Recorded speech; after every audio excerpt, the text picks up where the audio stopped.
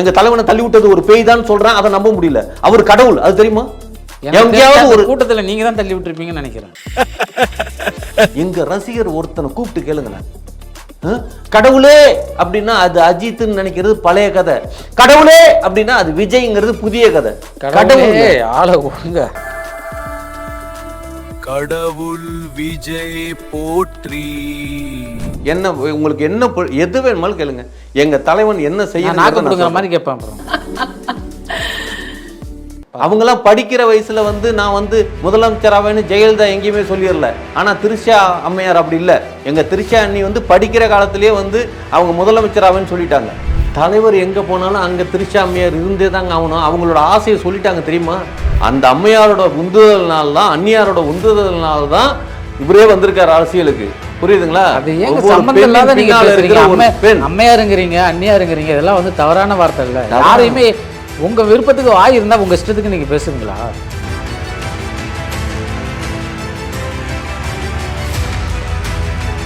வேணாங்க, எனக்கு பேசுறதுக்கு விருப்பம் இல்லை.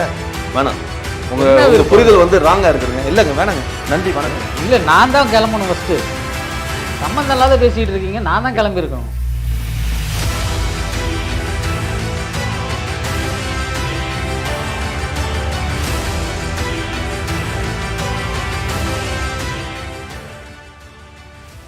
விஜய் அவங்க வந்து ஃப்ளைட்டில் விமான நிலையத்தில் வரும்பொழுது பேய் வந்து அடிச்சதுன்னு சொன்னீங்கல்ல, இந்த காலத்தில் அதை எப்படி நம்புறீங்க? அது ஏங்க காலகாலமாக இருந்துகிட்டு இருக்குதுங்க, காலகாலமாக இருந்துகிட்டு இருக்குது.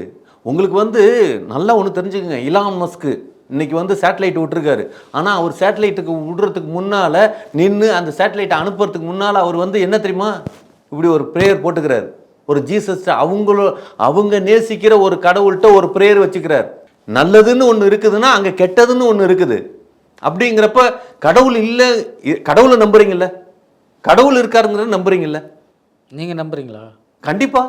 கடவுள் இல்லாத நாம கிடையாது, நமக்கு மேலே ஒரு சக்தி இருக்குது. இன்னைக்கு நான் உட்காந்து உங்கள்கிட்ட பேசிகிட்டு இருக்கேன்னா இந்த குரல் எந்த ஒரு தளதளப்பும் இல்லாமல் இந்த குரல் பேச வைக்கிதுன்னா அந்த குரல் நாளங்களை பேச வச்சுட்டு இருக்கிறது கடவுள். அதை ஆனால் தடுத்து இழுத்து பேச வைக்கிறது சாத்தான் கிடையாது. இது வந்து சாத்தானா? இப்போ வந்து கடவுளா நீங்கள் பேசுறது? கடவுள் மூலியமா பேசுறீங்களா இல்ல சாத்தான் மூலியமா பேசுறீங்களா? நான் கடவுளா இருந்து பேசிட்டு இருக்கேன். சாத்தானா இருந்து பேசிட்டு இருக்கீங்க? இல்ல கொஸ்டின் கேட்கறது சாத்தானோட உருவத்தில் இருக்குது. புரியுதுங்களா? சாத்தான் அங்க இருக்குது, இங்க இல்ல. நல்லா புரிஞ்சுக்குங்க. அதாவது ஒரு கட்டமைப்புங்கிறது இருக்கு இல்லையா, நான் கடவுளை கட்டி வச்சு ஒரு சாத்தான் என்கிட்ட வந்துடக்கூடாதுங்கிறதுல தடுத்து நின்றுட்டு இருக்கோம். ஆனா அப்படி இல்லாம நீங்க வந்து எங்க தலைவனை தள்ளி விட்டது ஒரு பேய் தான் சொல்றேன், அதை நம்ப முடியல. அவர் கடவுள், அது தெரியுமா? எங்கேயாவது ஒரு கூட்டத்தில் நீங்க தான் தள்ளி விட்டுருப்பீங்கன்னு நினைக்கிறேன். ஏங்க என்னங்க எவ்வளவு நான் தெளிவாக சொல்லிட்டு இருக்கேன். வந்து எங்கள் தலைவர் வந்து ஒரு கடவுளுங்கிறது உங்களுக்கு தெரியுமா தெரியாதா? எங்கள் ரசிகர் ஒருத்தனை கூப்பிட்டு கேளுங்களேன், கடவுளே அப்படின்னா அது அஜித்னு நினைக்கிறது பழைய கதை, கடவுளே அப்படின்னா அது விஜய்ங்கிறது புதிய கதை. கடவுளே ஆள ஒழுங்க. என்னால் முடியல. இப்போ என்ன சொல்ல வர்றீங்க? எதுவும் சொல்ல வரணும் இல்லைங்க. இப்போ அந்த விமான நிலையத்தில் வந்ததில் வந்து காத்து கருப்பு தான் வந்து தள்ளி விட்டுதுங்கிறீங்களா? சாரி, பேய் தான் தள்ளி விட்டுதுங்கிறீங்களா? பேய் காத்து கருப்பு எல்லாமே ஒன்று தானுங்க. உங்களை நிறைய பேருக்கு எப்படி தெரியுமா தெரியும்? நான் ஏன் உங்களை பேயின்னு சொல்கிறேன் தெரியுமா? அந்த கருப்பு ஆவி உங்களுக்குள்ளார உட்காந்துருக்கு அப்படிங்கிறத ஏன் தெரியுமா சொல்கிறேன்? உங்கள் பேர்லேயே காத்து கருப்புன்னா தான் உங்களை நிறைய பேருக்கு தெரியும். அந்த காத்தும் கருப்பும் எதை சேர்ந்தது? வெறும் காத்துன்னா அது தெய்வமானது, அது உள்ளார கருப்பு சேர்ந்தா அது வந்து, புரியுதுங்களா? இப்போ இனிமேல் வந்து காத்து கருப்பாக இருக்காது, இனிமேல் காத்து வெறுப்பாயிடும். உங்களை இன்டர்வியூ எடுத்ததுக்கப்புறம் காத்து வெறுப்புன்னு ஆகிடும். எல்லாத்துக்கும் என்ன வெறுக்க ஆரம்பிச்சிருவாங்க. வெறுக்க மாட்டாங்க. உங்களை எவ்வளோ நேசிக்கிறாங்கன்னு எங்களுக்கு தான் தெரியும். புரியுதுங்களா? அப்படி கிடையாதுங்க. இங்கே வந்து கடவுளை நேசிக்கிறவங்களோட கடவுளை மறுதளித்து சாத்தானை வழிபடும் கூட்டங்கள் ஜாஸ்தியாகிவிட்டது. புரியுதுங்களா? அதனால நீங்கள் வந்து உங்களை வெறுப்பாங்கன்னு நீங்கள் சொல்லவே சொல்ல. எந்த காலத்தில் இருக்கீங்க? கடவுளை யார் நேசிக்கிறப்பெல்லாம் காதலியை தான் நேசிக்கிறாங்க. காதலிங்கிறது அதில் கடவுளோட ஒரு அங்கம்ங்க. புரியுதுங்களா? ஒரு உறவுகளில் வந்து அப்பா அம்மா மனைவி மகள் மகன் அப்படிங்கிறது மாதிரி காதலியும் ஒரு உறவு, வாழ்க்கையில் ஒரு அங்கம். புரியுதுங்களா? அது வந்து இப்போ என்னன்னா, அப்போல்லாம் காதலி வாழ்க்கையோட கடைசி வரைக்கும் நினைச்சான், இப்போ காம முடிகிற வரைக்கும் நினைக்கிறான். அவ்வளோதான். இப்போ லவ் பண்ணுற பொண்ணை ஏன் வந்து காதலின்னு சொல்கிறாங்கன்னு சொல்லுங்கள். காக்க வச்சிட்டு இருக்கான்ல, காக்க வச்சிட்டு இருக்கிறதுனால தானே அவன் காதலி. காக்க வைக்கிறதுக்காக கிடையாது. அதாவது காதலிக்கிற பொண்ணு எப்போ வேணால் விட்டு போயிடும், அதனால் எப்போதுமே காதலிச்சுக்கிட்டே இரு, காதலி காதலிங்கிறதுனால தான். ஒரு பொண்ணை பார்த்தா காதலி காதலின்ட்டு போகிறோம்ல, காதலி காதலி லவ் பண்ணு காதலி அப்படிங்கிறதுனால தான் காதலி, ஏங்க வைக்கிறதுனால தான் காதலின்னு வச்சுருக்காங்க. என் பாயிண்ட் ஆஃப் வியூ காக்க வச்சதுனால தான் அவள் காதலின்னு என்னோட இது. உங்களோட பாயிண்ட் ஆஃப் வியூ அப்படி. ஓகே, பரவாயில்ல. ஆனால் நல்லா இருக்குது, புதுசாக இருக்குங்க, புதுசாக இருக்குது. நீங்கள் இதுக்கு முன்னாடி லவ் பண்ணியிருக்கீங்களா? நான் வந்து இதுக்கு முன்னால் லவ் பண்ணிகிட்டு இருக்கேனான்னு இல்லை, இப்போ வரைக்கும் இல்லை, எப்போவுமே நான் லவ் பண்ணிட்டு தான் இருக்கிறேன். யார் லவ் பண்ணுறீங்க? அது சரியாக கேட்டீங்க. யார் லவ் பண்ணுறீங்க அப்படிங்கிறது மிக முக்கியமான ஒரு கொஸ்டின்ஸ். யாரை வேணாலும் லவ் பண்ணுறேங்கிறீங்க. யாரை வேணுமாலும் எப்படியும் லவ் பண்ண முடியாது. நம்மளை விரும்புகிறவங்கள தான் நம்ம விரும்ப முடியும். நம்மளை விரும்புகிறவங்க யாராக இருப்பாங்க? யாராக இருப்பாங்க? எங்கள் அப்பா என்னை விரும்பியிருக்கார், என் அம்மா என்னை விரும்பியிருக்காங்க, என் மனைவி என்னை விரும்பியிருக்காங்க, என் மகள் என்னை விரும்பியிருக்காங்க, பக்கத்து வீட்டு லேடியும் என்னை விரும்பியிருக்காங்க, எகத்தை விட்டு அங்கிளும் விரும்பியிருக்காங்க. கண்டிப்பாக எல்லாமே விருப்பங்கிறது எல்லா சூழ்நிலையிலும் இருக்குது. அது யாரு கூட காமத்தில் ஈடுபடுகிறது அப்படிங்கிறது தான் உங்களோட எண்ணம். புரியுதுங்களா? என்னுடைய எண்ணம் விருப்பம் வேற, காமம் வேற. எண்ணம் விருப்பம் வேற, காமம் வேற. காதல் வேற, காமம் வேற. சரி, காதலின் முடிவு என்ன? காதல் எதில் போய் முடியும்? தூக்கில். தெரியுதா? இதுலேருந்து காத்து கருப்போட உட்காந்து பேசிட்டு இருக்கு, இதுலேருந்தே தெரியுதா? காதல்ங்கிறது கல்யாணத்தில் முடிஞ்சா அவன் கடவுளுக்கு துணையா இருக்கான்னு வச்சுக்கான். காதலை பத்தி நீங்க என்ன பேசாதீங்க. காதல்ங்கிறது ஆக மொத்த கைத்துல தான் முடியும். ஒண்ணு ஒத்துக்கிட்டாங்கன்னா வந்து தாலி கைத்துல முடியும், இல்லைன்னா ஒத்துக்கலாம் தூக்கு கைத்துல முடியும். ஆக மொத்த காதலிச்சாக்க வந்து கைத்துல தான் முடியும். இப்போ தற்கொலை பண்ணி நிறைய பேர், காதலிச்சு தற்கொலை பண்ணி நிறைய பேர் செத்து போறதா நீங்க நினைச்சிட்டு இருக்கீங்க. ஒரு விஷயம் தெரியுமா? காதலிச்சவங்க சாவலாம், காதல் சாகாது. ஐயோ, சொல்லுங்க, ஒரு விஷயத்த சொல்ல வந்தீங்க. தத்துவம் ஒரு விஷயங்க, நல்லா தெரிஞ்சுக்கங்க. செத்து போனவன், காதலுக்காக காதலிச்சு செத்து போறவங்கிறவன் வருடங்கள் ஆயிடுச்சு. இப்போ எல்லாம் வந்து 2000 இல்லை, 2000க்கு இன்னும் 20 வருஷம் தள்ளி வந்து 26ல் நிற்கிறோம் நம்ம. அப்படி இருக்கிறப்ப இங்கே காதல், அதாவது முன்னாடியெல்லாம் வந்து காதல் செய்து காமத்தை அடைவார்கள். இப்போல்லாம் எப்படி தெரியுமா? காமம் செய்து காதல் அடைகிறார்கள். இதில் எவ்வளவு ஃபாஸ்டான ஒரு வளர்ச்சி இருக்குது தெரியுமா? இன்னைக்கு இருக்கிற இளைஞர்கள் வந்து எந்த அளவுக்கு ஒரு தேர்ச்சி அடைஞ்சவங்களா இருக்காங்க தெரியுமா? காதலிச்சு காமத்தில் செட் ஆகலைன்னா கழட்டி விட்டு போயிடுறான். ஓப்பனிங்கே காமத்தில் செட் ஆனதுக்கப்புறம் அந்த காதலை தேடி போகிற வாழ்க்கை இருக்குல்ல, அவர் எவ்வளோ ஒரு நன்மையாக இருக்குன்னு தெரியுமா? எதுக்காக? ஒரு காலத்துல எல்லாம் ஒரு ஆணும் பெண்ணும் ஹோட்டலில் ரூம் போட்டு தங்கியிருந்தா அரெஸ்ட் பண்ணி உள்ளார கொண்டு போனானுங்க. ஆனால் இன்னைக்கு அரசாங்கமே தங்கிக்கங்க அப்படிங்கிறாங்க. அரசாங்கமே தங்கிக்கங்கன்னு சொல்லலை, விருப்பம் உள்ளவங்க அவங்க இருந்துக்கலாம், விருப்பத்துக்கு ஏற்ற மாதிரி இருந்துக்கலாங்கிறாங்க. அதான் புரியுதுங்களா? புரியுது. சேர்த்து வைக்கிறாங்க. அது அது அது அது என்ன சொல்றாங்கன்னா எல்லாத்துக்குமே ஃப்ரீடமா இருந்துக்கலாம் அப்படின்னு சொல்றாங்க. எல்லாத்துக்கும் ஃப்ரீடம் தான். ஃப்ரீடம்னா விருப்பம் உள்ளவங்க இருந்துக்கலாம், ஆணோ பெண்ணோ விருப்பம் உள்ளவங்க இருந்துக்கலாம் அப்படிங்கிறது தான் சொல்றது. அந்த இது முன்னாடியும் விருப்பப்பட்டு தானே இருந்தாங்க. கிட்டத்தட்ட 25 வருஷத்துக்கு முன்னால், 30 வருஷத்துக்கு முன்னால் விருப்பப்பட்டு தானே ஒரு ஆணும் பெண்ணும் விருப்பப்பட்டு தானே ரூமில் போயிருந்தாங்க. ஆனால் அவங்கள ப்ராஸ்டியூஷன் கேஸ்ன்னு ஏன் தூக்கி உள்ளார கொண்டு போய் ஜெயிலில் வச்சானுங்க? ஏன் கோர்ட்டுக்கு அலைய விட்டாங்க? காலம் அதாவது இப்போ வந்து குற்றங்கள் நிறைய வருது இல்லை. இப்போ வந்து ஒரு ஆணும் பெண்ணும் வந்து ஏதாவது ஒரு காட்டுக்குள்ளே தனிமையில் பேசிக்கணும், லவ் பண்ணுறவங்கள சொல்கிறேன், தனிமையில் பேசிக்கணும், காலேஜ் ஸ்டூடெண்ட் அந்த மாதிரி போகிற இடத்து அங்கே ஏதாவது பிரச்சனைகள் ஆகுது, இது வந்து அதிகமாக ஆகுதுங்கிறதுனால இந்த இதை கொடுத்துருக்கலாம். காதல், நீங்கள் காதலிக்கிறீங்க, முத்தம் கொடுத்து மட்டுமே இருப்பீங்களா? வேற எதுவுமே செய்ய மாட்டீங்களா? அது அவங்களுடைய பர்சனலுங்க. அதான் பர்சனல்னா புரியல. பர்சனல் எது வரைக்கும் நீங்க எப்படி தலையிடுவீங்க? அது அவங்களுடைய பர்சனல், 2 பேர் எடுத்துக்கிற முடிவு அது. ஏன் 4 பேர் பர்மிஷன் வாங்கி ஊர் தாசில்தாரெல்லாம் கையெழுத்து வாங்கிட்டு அதுக்கப்புறம் எது வரைக்கும் வந்து காதல் செய்யலான்னு இது பண்ணுவாங்க? கல்யாணத்தில் ரெஜிஸ்ட்ரேஷன் ஒன்று இருக்கு, கையெழுத்து போடணும்னு இருக்கு, அதிகாரப்பூர்வமான. அது 2 பேர் தாங்க. ஒரு விஷயம் தெரியுதுங்களா? அந்த 2 பேர் தான். உங்களை விரும்பினாதான் உங்களுக்கு மனைவி, உங்களை விரும்பலைன்னா அது அடுத்தவன் மனைவி. உங்க மனைவியோட நீங்க சேர்றதை பத்தி பிரச்சனை இல்லைன்னு இல்லை. முன்னாடியெல்லாம் வந்து உங்க விருப்பம் அப்படிங்கிறது, இந்த 2 பேர்த்தோட விருப்பம்னு சொல்றீங்களா, 2 பேர்த்தோட விருப்பத்தை என்ன நடக்குது அப்படின்னு அடுத்தவன் அதை பண்றதை எட்டி பார்க்காம இருக்கிறது தான் இன்னைக்கு இருக்கணும். அந்த சமுதாயமா இருக்கணும். செய்யறவனை பத்தி தப்பே கிடையாது, அவன் சந்தோஷம். எட்டி பார்க்க கூடாதுன்னு மட்டும்தான் இருக்கணும். நீங்க அங்க வச்சுக்கிட்டு இது பண்ணலையா, அங்க வச்சுக்கிட்டு இது பண்ணலையா அப்படின்னா எல்லார் வீட்லயும் தான் கக்கூஸ் இருக்கு. கதவை திறந்து வச்சுக்கிட்டா போக முடியும்? கதவை சாத்திட்டு தானே போறோம். கதவே இல்லாதெல்லாம் இருக்கு. பப்ளிக் பிளேஸ்ல எங்கள் வில்லேஜ்லாம் அப்படி தான் போயிட்டு இருக்கோம். அதுக்குன்னு கதவை மட்டுமா கட்டிட்டு போக முடியும்? பாத்ரூமே சுற்றி செவரு இல்லாத கதவை மட்டும் வச்சுட்டு போக முடியுமா? நீங்கள் இதெல்லாம் பேசுறதுக்கு நான் பேசினா இப்படி தான் இருக்கும். சம்பந்தம் இல்லாத நீங்கள் பேசுனீங்கன்னா நானும் சம்பந்தம் இல்லாத பேசிட்டு இருப்பேன். சம்பந்தம் இல்லை, சம்பந்தத்தோடு தான் பேசுகிறோம். சம்மந்தப்பட்டு தான் பேசணும். சம்பந்தத்தோட பேசுனா வந்து தாம்பழம் தட்டு பழம் இதெல்லாம் எடுத்துருவாங்க. சம்பந்தத்தோட பேசிட்டு இருக்கலாம். ஓ, சம்மந்தம் பண்ணலாங்கிறீங்க. பரவாயில்லையே, நல்லா இருக்க. என்னங்க பேசிட்டு இருக்கீங்க? அரசியலை பற்றி பொலிட்டிக்கல் பற்றி பேச வந்தோம். பொலிட்டிக்கலான விஷயத்தை கேளுங்க. பொலிட்டிக்கல் என்ன உங்களுக்கு என்ன எது வேணுமாலும் கேளுங்க. எங்கள் தலைவன் என்ன நாக்கு செய்யணும் கொடுக்குற மாதிரி கேட்பேன். அப்புறம் சொல்லுங்கள், என்ன கேட்கலுங்க கேளுங்க. பொலிட்டிக்கலில் என்ன கேட்கணும் கேளுங்க. பொலிட்டிக்கலை விடுங்க.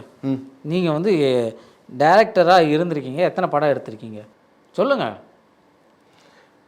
அதாவது நான் ஒரு படம் எடுத்தேன். அதான் என்ன படம்?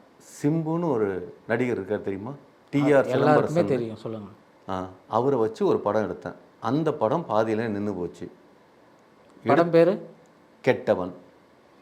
அது டைரக்டர் பேரை நான் கேட்கல, படம் பேர் என்னன்னு கேட்டேன். இவ்வளவு தான் தெரிஞ்சிருக்கு உங்களுக்கு. படம் பேர் என்னங்கன்னா கெட்டவன். நீங்கள் கேட்டது படம் பேருன்னு கேட்டீங்க. கெட்டவன் நான் சொல்கிறேன்.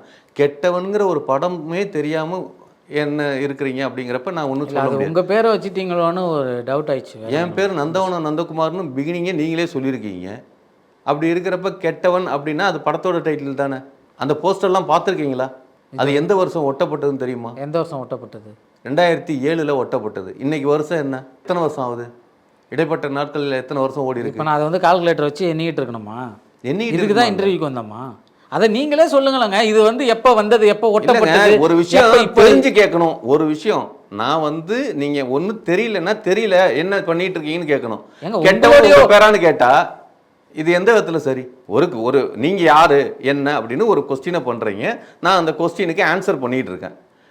நீங்க என்ன படம் எடுத்தீங்க அப்படிங்க கெட்டவன் அப்படி. கெட்டவன் உங்க பேரான்னு கேட்டீங்கன்னா நான் அதுக்கு என்ன பதில் சொல்றேன்? உங்களுடைய இது வந்து நீ உங்களுடைய வாயிலேருந்து வர்றதெல்லாம் ஆன்சர் மாதிரி தெரியல, கேன்சர் மாதிரி தெரியுது. உங்கள் பேச்சை கேட்டால் எனக்கு கேன்சர் தான் வந்துடும் போல இருக்குது.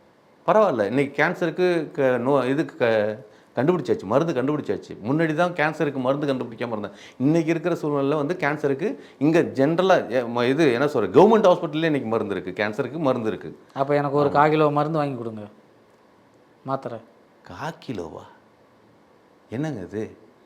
இதுதாங்க இதெல்லாம் கேள்வின்னு கேட்குறீங்களாங்க? 1/4 கிலோ மருந்துங்கிறது புரியல. 1/4 கிலோ மாத்திரை வாங்கி கொடுங்க. அப்போது ஏங்க நான் டாக்டர் கிடையாது, நான் சினிமா டைரக்டர், புரியுதுங்களா? யாருக்கிட்ட எதை கேட்கணுமோ அதை கேளுங்க. அதை விட்டு எதை கேட்டுக்கிட்டு இருக்கீங்க? நான் என்ன மருந்து மெடிக்கல் ஷாப்பாக வச்சுக்கிட்டு இருக்கேன்?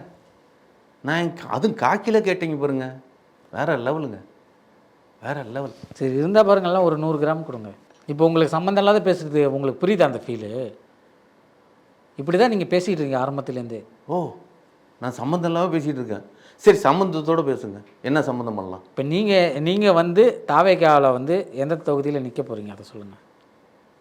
ஏங்க நான் தாவேக்காவில் ஒரு என்ன சொல்கிறதுங்க, ஏதாவது சொல்லுங்கள். ஓட்டு போடுறவங்க, என் கட்சிக்கு என் தலைவனுக்கு ஓட்டு போடுற ஒவ்வொரு ஊர்லேயும் ஒரு வெறித்தனமாக இருப்பான் தெரியுமா? ஒரு தொண்டன், வெறித்தனமான தொண்டன் இருப்பானுங்க தெரியுமா? வெறித்தனமான தொண்டர் கேள்விப்பட்டிருக்கேன், ஆனால் வெறி பிடிச்ச தொண்டனை இப்போ தான் பார்க்குறேன். அதுக்கும் மேலே சொல்லுவார்ல, அதுக்கும் மேலே அப்படிங்கிறது மாதிரி, அந்த மாதிரி அப்படி இருக்கணுங்க. ஒரு தலைவன் சொல்கிறதுக்கு முன்னாலே செய்யணும். இந்திரா காந்தி வந்து இதை பார்ப்பாங்களாம், பார்க்கறதுக்கு முன்னாலே இதை செஞ்சு விட்டுருவாங்களாம். அந்த அளவுக்கான விஷயங்கள் இருக்குன்னு சொல்லுவாங்க. அது மாதிரி என் தலைவன் இப்படி கண்ணை திரும்பி பார்த்தான்னா அந்த இடத்துல அவர் என்ன பார்க்குறாருங்க எனக்கு மட்டும்தாங்க தெரியும். இப்போ கூட கேளுங்க, என்ன பார்க்குறாருன்னு கேளுங்க. என்ன பார்க்குறாருங்க? அவர் திரிஷாவை பார்க்கல, அது தெரியுமா? சீரியஸா? இவங்க கீர்த்தி சுரேஷ் அவங்கள பார்க்குறாங்களா? அதுவும் பார்க்கல. சீரியஸா? நீங்கள் இப்போ என்ன பார்க்குறீங்க? நான் உங்களை பார்த்துட்டு இருக்கேன். நான் நீங்கள் என்னைய பார்த்துட்டு இருக்கீங்க. இப்படியே பார்த்துக்கிட்டே இருந்தால் இன்டர்வியூ முடிஞ்சிருமா? இல்லை, ஒரு நல்ல ஒரு 4 விஷயமா பற்றி பேசணும்ல. சொல்லுங்கள். நல்ல விஷயம் 4 விஷயம் என்ன, ஒரு விஷயம் சொல்லுங்கள் போதும். இப்போ நீங்கள் என்ன சொல்ல வரீங்க? அப்போ வந்து விஜய் அவங்க வந்து அரசியலில் வெற்றி பெற்று திரிஷா அவங்கள தான் வந்து முன்னிறுத்துவாங்கன்னு சொல்ல வரீங்களா? ஏங்க இது வந்து நாடறிஞ்ச ஒரு உண்மை. ஆனால் உங்களுக்கு தெரியாமல் கேள்வி கேட்டுட்டு இருக்கீங்க. மக்களுக்கு நன்மையை மட்டுமே செஞ்சவருங்க எம்ஜிஆர். அதே மாதிரி மக்களுக்கு நன்மை செய்யணுங்கிற நோக்கத்தில் இருந்து ஒரே தலைவனாக வந்திருக்கிறது விஜய் மட்டும்தாங்க, வேற யாரும் கிடையாதுங்க. அதே மாதிரி ஜெயலலிதா அம்மையாரோட செயல்திறன்லாம் பார்த்தீங்கல்ல. அவங்கெல்லாம் படிக்கிற வயசில் வந்து நான் வந்து முதலமைச்சராவேன்னு ஜெயலலிதா எங்கேயுமே சொல்லிடல. ஆனால் திரிஷா அம்மையார் அப்படி இல்லை. எங்கள் திரிஷா அண்ணி வந்து படிக்கிற காலத்திலேயே வந்து அவங்க முதலமைச்சராவேன்னு சொல்லிட்டாங்க. அந்த வீடியோலாம் பார்த்தீங்களா? திரிஷா வந்து அந்த வீடியோலாம் பார்த்துருக்கீங்களா? முதலமைச்சர் ஆகுறது நல்லது தானேங்க. ஆகணும்னு ஆசைப்படுறது வந்து நல்லது தானே, இதில் என்ன இருக்குது? அதைத்தான் நானும் சொல்கிறேன் இவ்வளோ நேரம். இப்போது நீங்களும் நினைக்கலாம், நானும் நினைக்கலாம், அவங்களும் நினைக்கலாம், எல்லாருமே நினைக்கலாம்ல. ஆசைப்படுறது தப்பு கிடையாது, ஆசைப்படுறதுல என்ன இருக்குங்கிறேன். அந்த ஆசைப்பட்டதை அடைஞ்சு அதை செயல்திறனாக காட்டுவாங்க. நீங்கள் ஓட்டு எங்கள் திரிஷாவுக்கு போடுங்க, நல்லது உங்களுக்கு நடக்கலைன்னா நாளைக்கு வந்து என்கிட்ட கேளுங்க. ஏன் இன்றைக்கி ஈவினிங் வந்து அரசு இது ஓட்டு எலெக்ஷன் வைக்கிறாங்களா நாளைக்கு வந்து கேட்குறதுக்கு? நான் ஓட்டு போட்ட நாட்கள்லேருந்து மறுநாளுங்கிறீங்க. நாளைங்கிறது நீங்க நாளை நாளை இந்த நாளை interview upload இன்று போய் நாளை வா. ஆனதுக்கப்புறமே உங்களுக்கு வந்து ஃபோனை வந்து நீங்கள் ஆஃப் பண்ண போகிறீங்க. ஃபோன் கால் அவ்வளோ வரப்போகுது. ஃபோன் கால் அவ்வளோ கால் வரப்போகுது. ஏன் இவ்வளோ இன்டர்வியூ கொடுக்குறீங்க, உங்களெல்லாம் ஃபோன் பண்ணி யாரும் திட்ட மாட்டாங்களா?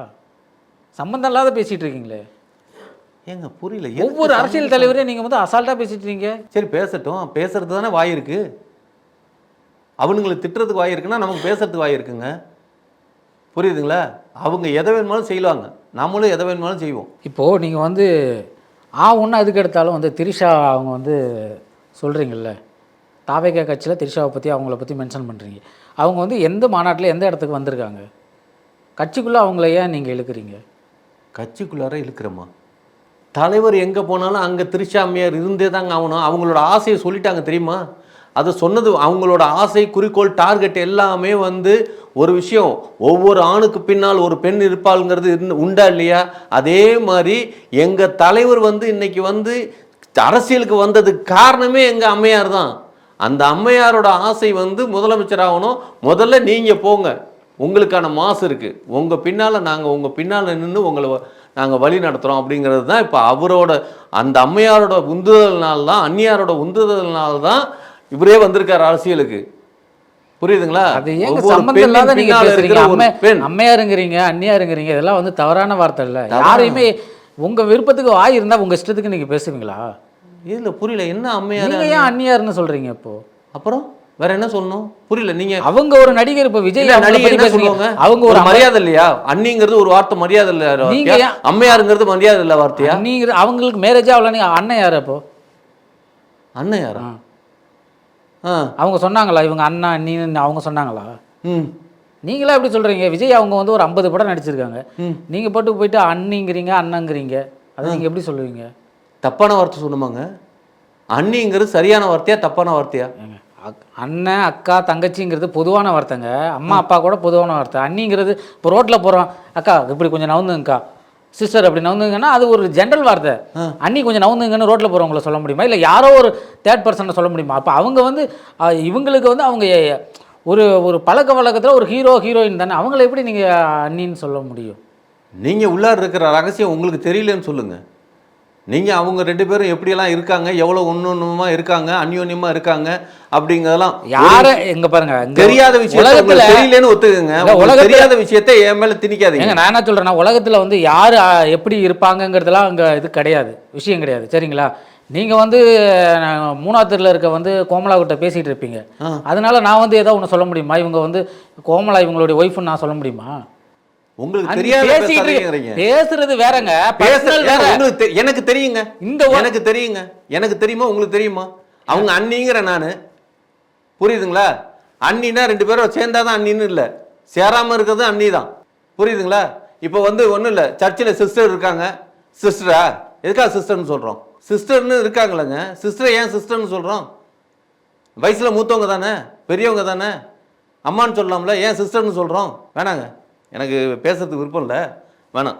உங்கள் புரிதல் வந்து ராங்காக இருக்குதுங்க. இல்லைங்க, வேணாங்க, நன்றி, வணக்கம். இல்லை, நான் தான் கிளம்பணும் ஃபஸ்ட்டு. சம்மந்தம் இல்லாத பேசிகிட்டு இருக்கீங்க, நான் தான் கிளம்பியிருக்கணும். ஓகே, ஏன் இந்த மாதிரி இதெல்லாம் நீங்கள் வந்து கூட்டு வந்து இவங்கெல்லாம் வந்து இன்டர்வியூ எடுக்க வைக்கிறீங்க? என்ன பேசுகிறாங்கன்னு எனக்கே ஒன்றுமே புரிய மாட்டேங்குது.